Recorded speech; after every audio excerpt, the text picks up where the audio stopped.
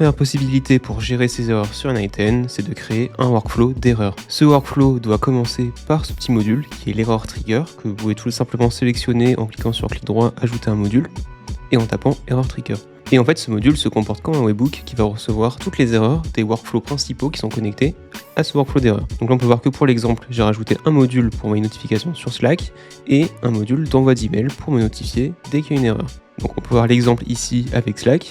Je me suis envoyé un message texte avec une nouvelle erreur dans le flow, dans lequel j'indique le nom du workflow, un message avec le message d'erreur en question, et je m'envoie le lien du workflow et le lien de l'exécution pour lequel il y a eu une erreur. Donc je vais vous montrer tout ça avec un petit exemple. Ici j'ai généré une erreur fictive car je m'envoie un email et dans cet envoi d'email, dans l'espace où je renseigne l'adresse email de la personne, j'ai mis une mauvaise adresse email. Donc il va y avoir une erreur.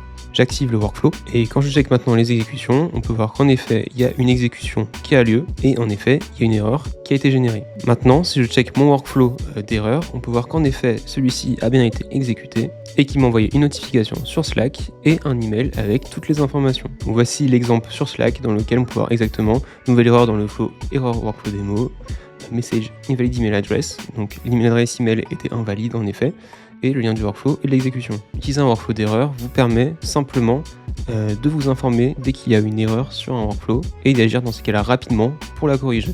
Si tu as envie d'apprendre à gérer tes erreurs dans tes flows n8n pour ne plus avoir à stresser quand ils passent en production, eh bien je t'invite à checker ma dernière vidéo YouTube dans laquelle je t'explique pas à pas comment mettre en place tout ça. Allez, moi je te dis à la prochaine.